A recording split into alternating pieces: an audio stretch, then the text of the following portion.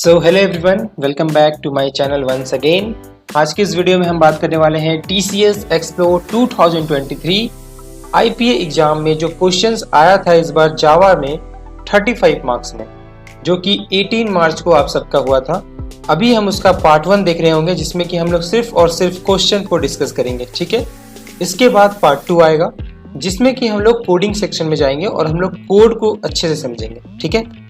चलिए क्वेश्चन पढ़ते हैं, लेकिन उससे पहले एक आपसे बहुत अच्छे से रिक्वेस्ट है कि प्लीज़ चैनल को सब्सक्राइब करें यदि आप अभी तक इस चैनल पे नए हैं तो, ठीक है। Let's move to the question. देखो यार, इस बार 18 मार्च को जो IPA आप लोग का हुआ था उसमें कुछ क्वेश्चन इस तरह का था कि आपको एक जावा का प्रोग्राम लिखना था जिसके अंदर की आपको एक वेजिटेबल क्लास बनाना था, और वेजिटेबल क्लास बनाने के बाद उसके अंदर कुछ एट्रीब्यूट्स बनाने थे जो कुछ इस प्रकार से थे कि आपको इंट का वेजिटेबल आईडी बनाना है, स्ट्रिंग का वेजिटेबल नेम, इंट का प्राइस और इंट का रेटिंग, ठीक है। ये 4 एट्रीब्यूट्स बनाने के बाद आपको इन चारों एट्रीब्यूट्स से लेकर वेजिटेबल क्लास का एक कंस्ट्रक्टर बनाना पड़ेगा। उसके बाद लिखा हुआ है कि all the attributes should be private and implement the getter and setter. देखो यार, सबसे पहले आप सबको मैं फिर से बताना चाहूँगा कि जब भी आप इस तरह के कोड को बनाओगे ना IPA में, सबसे पहले आप कुछ ऐसा करो कि प्राइवेट बनाओ ही मत, ठीक है। सीधा पब्लिक बना के आगे बढ़ो या डिफ़ॉल्ट करके आगे बढ़ो, ठीक है। इससे क्या होगा ना कि आपको गेटर सेटर बनाने की जरूरत नहीं पड़ेगा, ठीक है। तो आप बिना गेटर सेटर बनाए सीधा पब्लिक और डिफ़ॉल्ट लेके इन सभी एट्रीब्यूट को डिक्लेयर करो और कोड को बनाओ, ठीक है। मोस्ट ऑफ द केसेस में क्या होगा कि आपका सभी टेस्ट केस ऐसा ही पास कर जाएगा, किसी तरह का गेटर सेटर बनाने की जरूरत नहीं है, लेकिन ठीक है।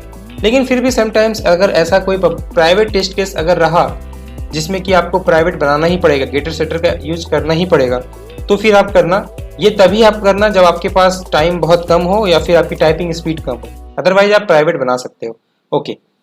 उसके बाद आपको एक सॉल्यूशन क्लास बनाना है जिसके अंदर की एक मेन मेथड रहेगा, और हम सभी को पता है कि मेन मेथड होना बहुत जरूरी है, अदरवाइज आपका कोड रन ही नहीं करेगा, ठीक है। क्योंकि मेन मेथड ही ऐसा मेथड है, एक ऐसा फंक्शन जहां पर कि JVM जो है उसको ट्रैक करता है और उसके बाद फिर वहां से कोड को एग्जीक्यूट करना स्टार्ट करता है। ये तो आप सभी को पता ही होगा, ओके।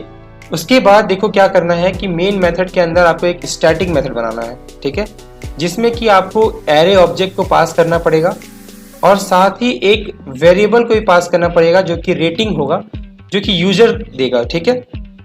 और अगर हमें एरे को पास करना है दैट मीन्स हमें एरे बनाना पड़ेगा जो कि इन सभी एट्रीब्यूट्स को स्टोर करेगा, ठीक है, ओके। तो एरे का एक ऑब्जेक्ट भी बनाना है हम लोग को, ठीक है। उसके बाद हमें क्या करना है कि जो हम लोग फाइंड प्राइस जो स्टैटिक मेथड हम लोग बनाएंगे उसके अंदर हम लोग को चेक करना है कि यदि हर वेजिटेबल का यानी हर ऑब्जेक्ट का जो रेटिंग होगा वो ज्यादा है या नहीं है विद द रेटिंग जो यूजर देगा, ठीक है। सपोज किसी एक वेजिटेबल का रेटिंग 7 है और यूजर यदि रेटिंग 6 दे रहा है, दैट मीन्स रेटिंग कम है तो हम लोग इसको नहीं लेंगे, ठीक है। तो यदि रेटिंग ज्यादा है यूजर के द्वारा दिया गया रेटिंग से, तो फिर हम लोग चेक करेंगे। अगर ऐसा भी हो सकता है कि 2-3 ऐसे ऑब्जेक्ट हों जिनका रेटिंग ज्यादा हो, तो उन केसेस में जिसका सबसे मिनिमम रेटिंग होगा उस ऑब्जेक्ट को हम लोग रिटर्न करेंगे, ठीक है। और यदि ऐसा हुआ कि कोई भी रेटिंग नहीं मिलता है अगर, तो हम लोग एक मैसेज रिटर्न करेंगे नो मैच फाउंड, ठीक है, नल रिटर्न करेंगे और वो नल प्रिंट करेगा नो मैच फाउंड, ठीक है। तो चलो समझते हैं लॉजिक की सहायता से कि क्या करना है हमें यहाँ पे। देखो, सबसे पहले क्या करना है आपको, नंबर 1 आपको एक वेजिटेबल क्लास बनाना है, उसके अंदर नंबर 2 आपको कंस्ट्रक्टर बनाना है। कंस्ट्रक्टर के अंदर आपको सभी कुछ डिफाइन करना पड़ेगा, ठीक है। एक और बात, आप सभी एट्रीब्यूट को पब्लिक बना सकते हैं, अगर टेस्ट केस नहीं पास हुआ तो आपको प्राइवेट बनाना पड़ेगा, ठीक है। उसके बाद अगर आप प्राइवेट बनाते हैं तो आपको गेटर सेटर बनाना पड़ेगा, ठीक है। इतना होने के बाद आपको फिर सॉल्यूशन क्लास बनाना पड़ेगा, उसके अंदर आपको मेन मेथड लिखना पड़ेगा, ठीक है। मेन मेथड लिखने के बाद क्या करना पड़ेगा, आपको एक एरे डिक्लेयर करना पड़ेगा, उस एरे में सभी एट्रीब्यूट को जो है हर ऑब्जेक्ट का स्टोर करना पड़ेगा, ठीक है। एरे साइज 4 है। उसके बाद जब आप एट्रीब्यूट को स्टोर कर दोगे फिर आपको फाइंड प्राइस फंक्शन कॉल करना पड़ेगा।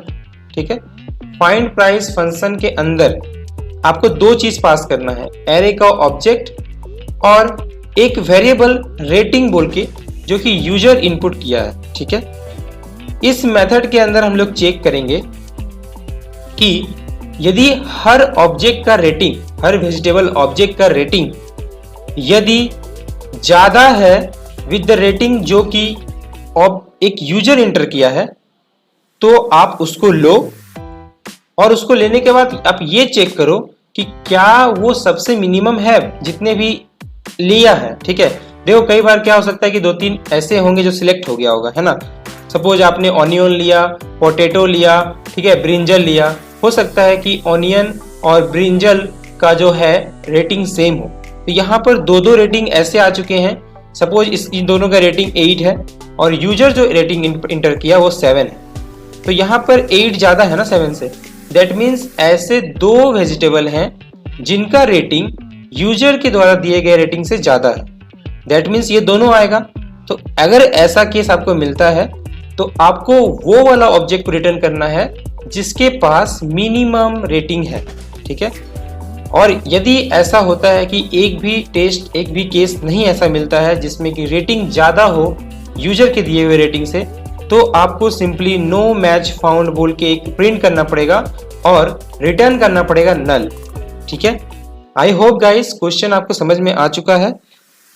ओके, अगर ऐसा होता है कि एक ऑब्जेक्ट रिटर्न होता है तो उस ऑब्जेक्ट का यानी उस वेजिटेबल का जो प्राइस होगा आपको वो सिंपली प्रिंट कर देना है। ठीक है, समझ में आ गया?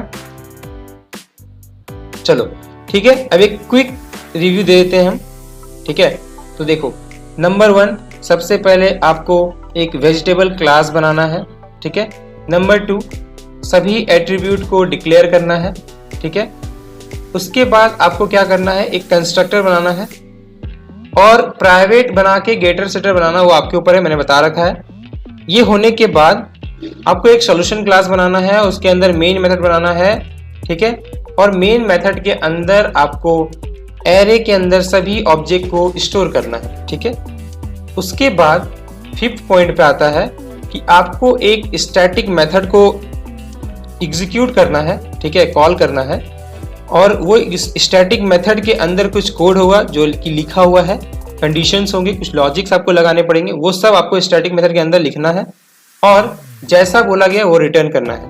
ठीक है, ये 6th स्टेप है जब भी आप एक आईपीए में 35 मार्क्स का क्वेश्चन सॉल्व करते हो तो। ठीक है, so let's come to the part 2। Please part 2 को भी अच्छे से देखो, पर पहले पार्ट 1 देखो। ठीक है, क्योंकि पार्ट 2 में सीधा हम लोग कोडिंग सेक्शन में जाएंगे। Okay, thank you everyone and please subscribe the channel if you haven't subscribed till now and see you in the next video.